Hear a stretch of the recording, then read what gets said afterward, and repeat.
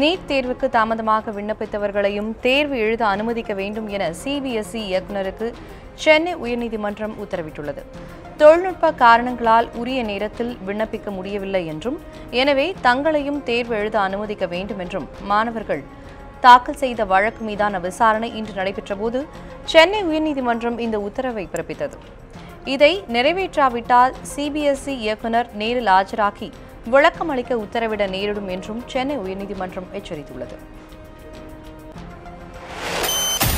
அதிமுகவின் இரு அணிகளையும் இணைப்பதற்கான பேச்சுவார்த்தைக்கு அனைத்து ஏற்பாடுகளும் தயார் என தமிழக நிதியமைச்சர் ஜெயக்குமார் மற்றும் உள்ளாட்சித்துறை அமைச்சர் SP வேலுமணி ஆகியோர் தெரிவித்துள்ளனர். சென்னை மாநகராட்சி அலுவலகத்தில் நடந்த வறட்சி தொடர்பான ஆய்வுக் கூட்டத்திற்கு பின் செய்தியாளர்களிடம் பேசிய அவர்கள், அதிமுகவினர் அனைவரும் ஒரு குடும்பம் போன்ற மனநிலையிலேயே தற்போது உள்ளதாகவும், இரட்டை இலையை மீட்பதே ஒரே இலக்கு என்றும் தெரிவித்தனர். நல்ல சுமூகமான சூழல் ஏற்பட்டிருக்கு. விரைவில் ஒரு நல்ல ஒரு முடிவு ஏற்படும்.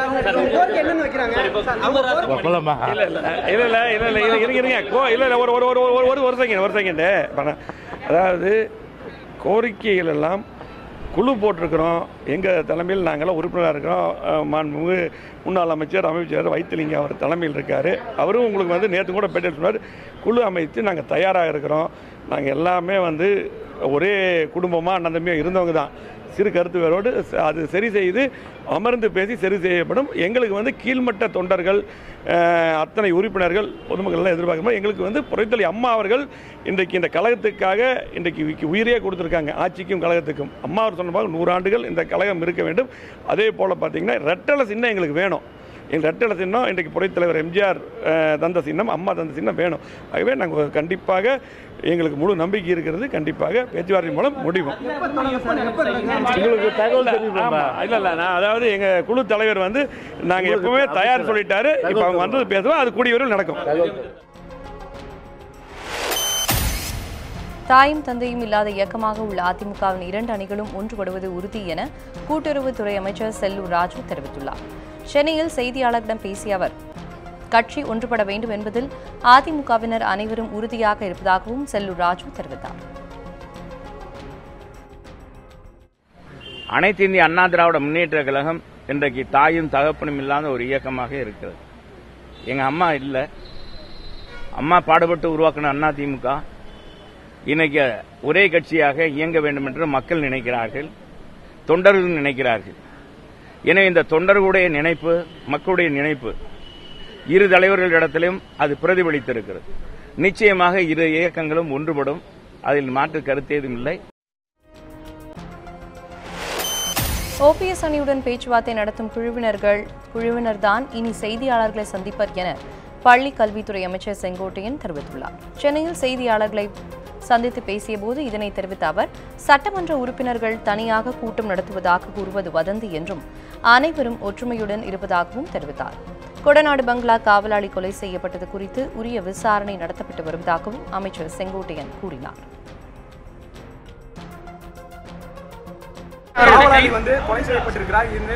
அது குறித்து உரிய விசாரணை OPS வலியுறுத்தி இருக்கிறார். அதுக்கு உங்களுடைய பதில் என்ன சார்? அது என்ன நடைபெற்றிருக்கிறது என்று புலனாய்வுத்துறையின் மூலமாக தெரிந்திருக்கிறார்கள். அதை மிக விரைவிலேயே உங்களுக்கு பத்திரிகை நண்பர்களுக்கு வெளிப்படுத்தப்படும். அதிமுக தலைமை அலுவலகத்தில் 3வது நாளாக இன்றும் மாவட்ட செயலாளர்கள் கூட்டம் நடைபெற்றது. முதல்வர் பழனிசாமி தலைமையில் நடந்த இந்த கூட்டத்தில் சென்னை மற்றும் அதனை சுற்றியுள்ள மாவட்டங்களின் செயலாளர்கள் பங்கேற்றனர். தேர்தல் ஆணையத்தில் சமர்ப்பிக்க வேண்டிய பிரமாண பத்திரங்கள் மாவட்ட செயலாளர்களிடம் இருந்து பெறுவதற்கு இந்த கூட்டம் நடத்தப்பட்டதாக கூறப்படுகிறது. தமிழ்நாடு காங்கிரஸ் கமிட்டியில் சச்சரவுகள் இருப்பது உண்மைதான் என அந்த கட்சியின் தேசிய செய்தி தொடர்பாளர் நக்மா தெரிவித்துள்ளார். காங்கிரஸ் கட்சி அலுவலகமான சென்னை சத்தியமூர்த்தி பவனில் செய்தியாளர்களிடம் பேசிய அவர், விவசாயிகளுக்கு நாடு முழுவதும் மத்திய அரசு வழங்கிய இழப்பீடு குறித்து வெளிப்படையாக அறிவிக்க வேண்டும் என தெரிவித்தார். மேலும் நாட்டில் உள்ள பெண்களின் உரிமை பாதுகாக்கப்பட வேண்டும் என்றும் நக்மா வலியுறுத்தினார். தமிழகத்தில் பாஜக வேரூன்ற முடியாது என்றும் அவர் கூறினார். அரசியல் என்றாலே தலைவர்கள் மத்தியில் சச்சரவுகள் இருப்பது சகஜம்தான் என தெரிவித்த நக்மா, தமிழ்நாடு காங்கிரஸ் கமிட்டியிலும் சச்சரவுகள் இருப்பதாக கூறினார். காங்கிரஸ் தலைவர்கள் ஒற்றுமையாக starting but group is in Tamil Nadu among the senior leaders. See, அது இங்கேயும் இருக்கும், எப்பவுமே பாலிடிக்ஸ்ல அப்படிதான் இருக்கும். எல்லா கட்சியில அப்படிதான் இருக்கும். இது ஒரு புதுசா ஏதோ விஷயம் இல்லை. அதை நம்ம பாட்டுக்கு நம்ம வேலை பண்ணிட்டு போயிட்டே இருக்கணும். கட்சிக்காக யாரு நல்லபடியாக திங்க் பண்றாங்க, யோசிக்கிறாங்க, அதுக்காக வாட் இஸ் அவர் மோட்டோ, நம்ம கட்சிக்கு மோட்டோ என்ன? நம்ம செக்யுலரிசம், we don't do அநியாயம் on any particular caste.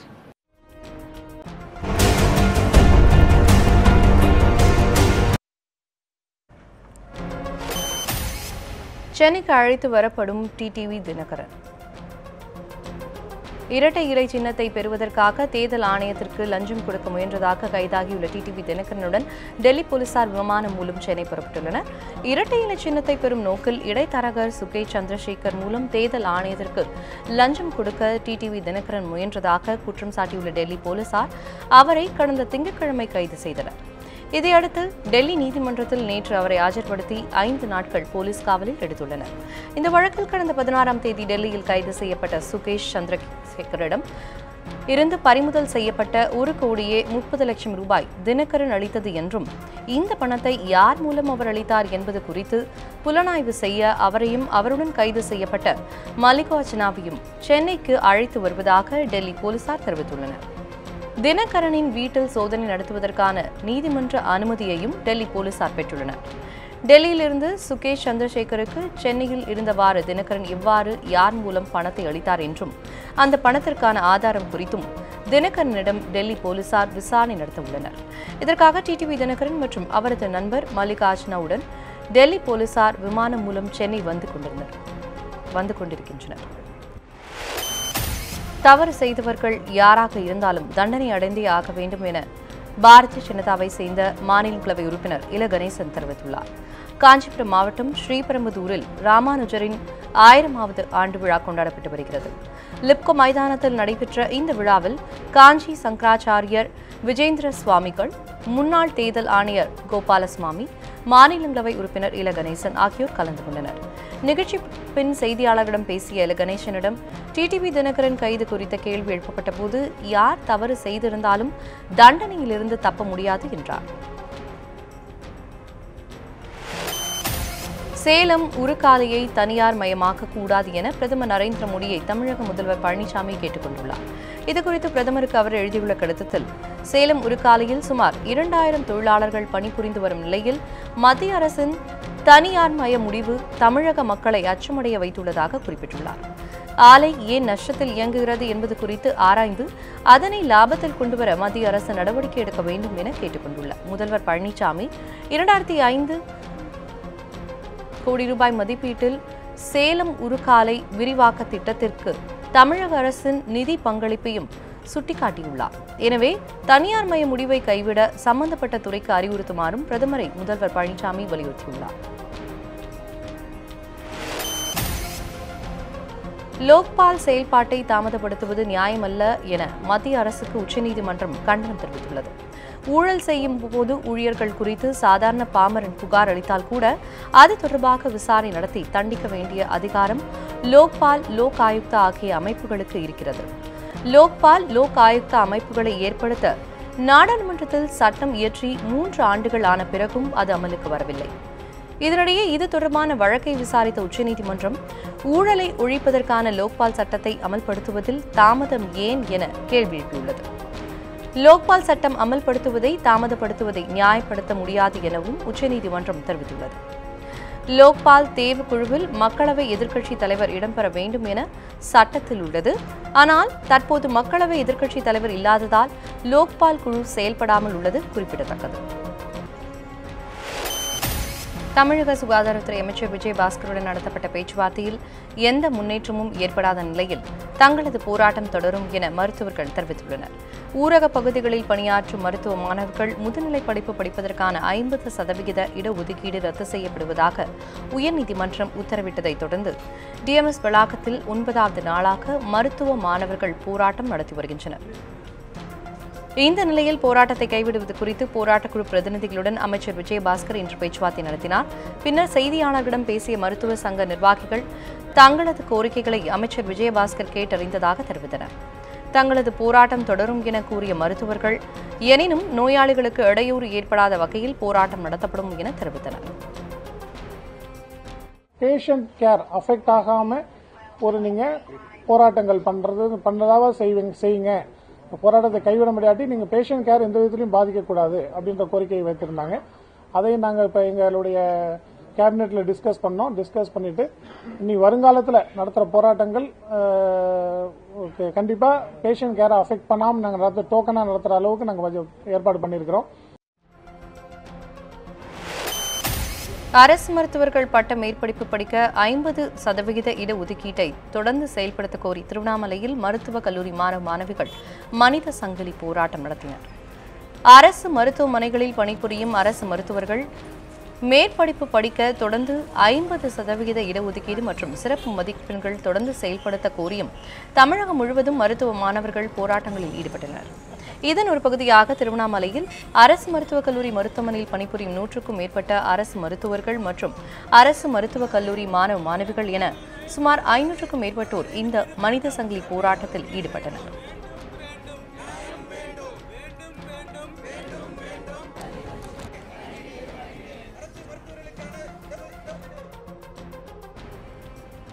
சென்னையில் மின்தடை ஏற்படுவதற்கு மத்திய அரசு அதிகாரிகளே காரணம் என தமிழக மின்சாரத்துறை அமைச்சர் தங்கமணி குற்றம் சாட்டியுள்ளார். இது தொடர்பாக அமைச்சர் தங்கமணியுடன் நமது செய்தியாளர் லாவண்யா நடத்திய கலந்துரையாடலை தற்போது காணலாம்.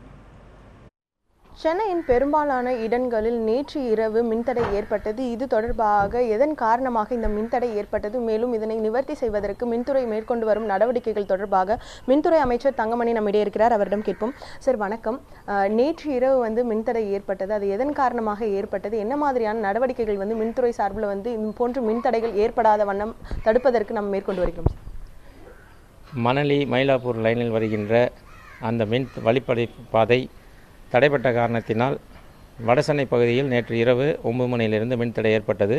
உடனடியாக நாங்கள் தலைமை அலுவலகத்துக்கு சென்று வாரிய தலைவர் மற்றும் அதிகாரிகளோடு ஆலோசனை செய்து உடனடியாக நடவடிக்கை ஏற்பட்டு 2 மணியிலிருந்து படிப்படியாக கொடுக்கப்பட்டு 3 மணி அளவில் முழுமையாக கொடுக்கப்பட்டிருக்கின்றது. இது மின் வெட்டு கிடையாது. இடையிலே ஏற்பட்ட பழுதின் காரணமாக அந்த 3-4 மணி நேரம் பழுது ஏற்பட்டதன் காரணமாக மின்தடை ஏற்பட்டிருக்கிறது. வல்லூர் அனல்மின் நிலையத்திற்கு தமிழ்நாடு மின் வாரியம் கொடுக்கக்கூடிய அந்த பாக்கி தொகை கொடுக்காததன் காரணமாக தான் இந்த மின்தடை ஏற்பட்டிருப்பதாக பரவலான செய்திகள் இருக்கிறது. தமிழக மின் வாரியம் பாக்கி தொகை செலுத்த வேண்டுமா, எவ்வளவு தொகை நிலுவையில் இருக்கு, அது தொடர்பான தகவல்கள் கிடைக்குமா சார்? வல்லூர் மின் நிலையத்தை பொறுத்தவரை நேற்றுக்கு முன்தினம் இரவு 1 மணி அளவில் நிறுத்திவிட்டார்கள்.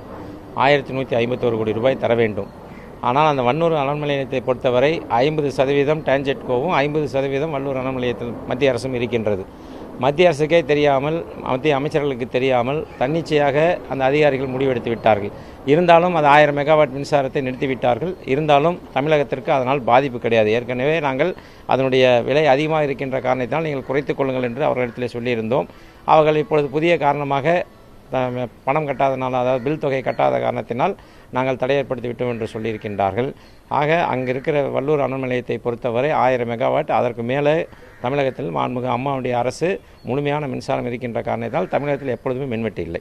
இந்த வல்லூர் அனல் மின் நிலையம் 1000 மெகாவாட் தமிழக அரசுக்கு தர வேண்டும் என்று குறிப்பிட்டிருக்கீங்க. இந்த மின்சாரம் தடைப்பட்டதன் காரணமாக தமிழகத்திற்கு மின்துறையில் ஏதாவது பாதிப்பு இருக்குமா? இதன் காரணமாக மின் பற்றாக்குறை ஏற்படுவதற்கான வாய்ப்புகள் இருக்கா? மொத்தம் 1050 மெகாவாட், மொத்தம் 1500 மெகாவாட் அதில் இருக்கின்றது. தமிழ்நாட்டினுடைய பங்கு 1050 மெகாவாட். 1050 மெகாவாட் நிறுத்திவிட்டாலும் நமக்கு தேவைக்கு அதிகமாகவே இந்த மின்சாரம் இருக்கின்ற காரணத்தினால் எப்பொழுதுமே தமிழகத்தில் மின்வெட்டு இல்லை. அதனால் அந்த 1000 மெகாவாட் தராத காரணத்தினால் தமிழகத்தில் மின்வெட்டு வராது. சென்னையில் பெரும்பாலான இடங்களில் மின்துறை அதிகாரிகள் பகுதி நேர மின்வெட்டு இன்றிலிருந்து அமல்படுத்தப்படுவதாக சில இடங்களில் பொதுமக்களிடம் தெரிவித்து வருகிறார்கள். அதுபோன்று பகுதி நேர மின்வெட்டு தமிழகத்தில் மின்துறை சார்பாக அறிவிக்கப்பட்டிருக்கிறதா? அவ்வாறு இருக்கக்கூடிய நிலையில் இதனை கோடை காலங்களில் சமாளிப்பதற்கு என்ன நடவடிக்கை எடுத்திருக்கோம்? பகுதி நேர மின்வெட்டு அறிவிக்கப்பட்டிருக்கா? அது தவறான தகவல். அப்படி எந்த அதிகாரியும் சொல்லவில்லை. நமக்கு தேவை 15,000 மெகாவாட் மட்டும்தான். இப்பொழுது நம் கையிருப்பு 18,000 மெகாவாட் இருக்கின்றது. அதனால் பகுதி நேர மின்தடை என்ற பேச்சுக்கே தமிழகத்தில் இல்லை. மாண்புமிகு அம்மா அவர்கள் 2015ஆம் ஆண்டு இனிமேல் தமிழகத்தில் மின்வெட்டே இல்லை என்று சொல்லிவிட்டு சென்றிருக்கின்றார்கள். அதே அளவில் தான் இருக்கின்றது. தமிழகத்தில் எப்பொழுதும் மின்வெட்டு இருக்காது. இப்பொழுது வெயிலுடைய தாக்கம் அதிகமாக இருக்கின்ற காரணத்தினால் ஏதாவது ஒரு சில இடத்தில் பழுது ஏற்பட்டு விடுகின்றது. அந்த பழுதை நீக்குவதற்கு ஏற்படுகின்ற காலதாமதம் தான் அந்த பகுதியில் மின்வெட்டு ஏற்படுகிறதே ஒழிய இது மின்வெட்டு கிடையாது என்பதை தெரிவித்துக் கொள்கின்றேன். சார், கோடை காலம் அதிகமாக இருக்குது. தமிழகத்தில் வெயிலின் தாக்கம் அதிகமாக இருக்குன்னு நீங்களே குறிப்பிட்டிருந்தீங்க. எனவே சூரிய ஒளி மின்சக்தி மூலமாக மின் உற்பத்தி செய்வதில் எந்த அளவிற்கு தமிழக அரசு ஈடுபட்டிருக்கிறது? தமிழக அரசு கிட்டத்தட்ட 1500 மெகாவாட் சூரிய ஒளி மின்சாரம் மூலமாக தயாரித்து கொண்டிருக்கின்றோம். அதே போல் இப்போ காற்றாலை மின்சாரம் வந்து கொண்டு இருக்கின்றது. ஆனால் இது ஏற்கனவே நான் சொன்னதை போல் 18,000 மெகாவாட்டுக்கு மேல் இது நான் கன்வென்ஷனல் எனர்ஜி என்பது சோலார் அண்டு விண்டு. அதனால் அது இல்லாமல் நான் சொல்லிக் கொண்டிருக்கின்றேன். அதனால் தமிழகத்தில் எப்பொழுதுமே மின்வெட்டு இல்லை. அது வேண்டுமானால் அரசியல் காரணங்களுக்காக வேண்டி ஏதாவது குறைய சொல்லலாம். இப்பொழுது கூட மரியாதைக்குரிய பாரதிய ஜனதா கட்சியினுடைய தலைவர் தமிழிசை தொடர் மின்வெட்டு என்று சொல்லியிருக்கின்றார்கள். அப்படி எந்த இதுவும் இல்லை. அவர் தவறாக புரிந்து கொண்டு விட்டார்கள். ஏதாவது நான் ஏற்கனவே சொன்னதைப் போல பழுது ஏற்பட்ட பகுதியில் பழுது நீக்கின்ற வரை ஏற்படுகின்ற தடையை மின்வெட்டு என்று சொல்லுகின்றார்கள். ஆனால் தமிழகத்தில் மின்வெட்டே இல்லை. பழுதின் காரணமாகத்தான் தமிழகத்தில் மின்வெட்டு இருக்கிறது என்றும் மேலும் தமிழகத்தில் உபரியாக மின்சக்தி உற்பத்தி செய்யப்பட்டு வருவதாகவும் அமைச்சர் தங்கமணி குறிப்பிட்டிருக்கிறார். ஒளிப்பதிவாளர் சரவணனுடன் லாவண்யா, நியூஸ் 7 தமிழ், சென்னை. மேலும் பல செய்திகளுக்கு இணைந்திருங்கள் நியூஸ் 7 தமிழுடன்.